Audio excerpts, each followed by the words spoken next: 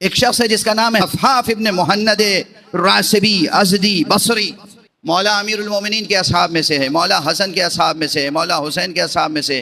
مولا امیر المومنین نے اس کے لیے ایک خاص علم بنا کر اسے دیا تھا اور اپنی فوج کے ایک حصے کا اسے سربراہ بنایا تھا جنگ صفین میں۔ عاشقان علی میں سے ہے، قبیلہ ازد بصرے کا رہنے والا۔ جب اسے معلوم ہوا کہ آقا حسین کربلا پہنچ گئے ہیں تو یہ بصرے سے نکلا، دیر میں اطلاع ملی، دیر میں کربلا پہنچا۔ کربلا پہنچا تو دیکھا عجب عالم ہے، عصر عاشور کے بعد پہنچا تھا، عجب دھندھلکا ہے، عجب اندھیرا ہے، جیسے لگ رہا ہے خون سے لہو برس رہا ہے، زمین خون اگل رہی ہے۔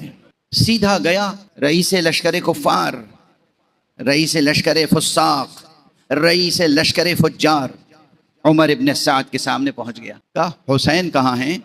اس نے پوچھا تم کون ہو؟ بڑی شجاعت کے ساتھ کہا میں ہوں حفاف ابن محند راسبی ازدی بصری، میں نے سنا ہے کہ حسین کربلا آئے ہیں، میں حسین کی نصرت کے لیے آیا ہوں۔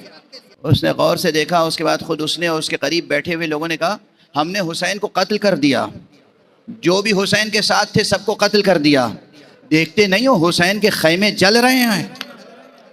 اتنا سننا تھا، تلوار کھینچی اور کہا یا ایھا الجند المجند انا الحفاف ابن المحند احمی عیالات محمد۔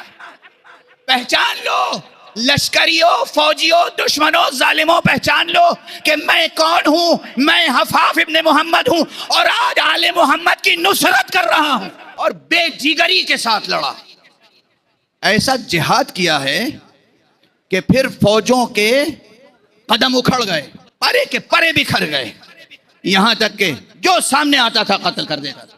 ایک جوش، ایک جذبہ۔ آقا امام زین العابدین نے اس کا تذکرہ کیا ہے اور کہا ہے کہ بنو ہاشم کے بعد، اہل بیت کے بعد مردوں میں کوئی ایسا شجاع پیدا نہیں ہوا جیسا حفاف تھا۔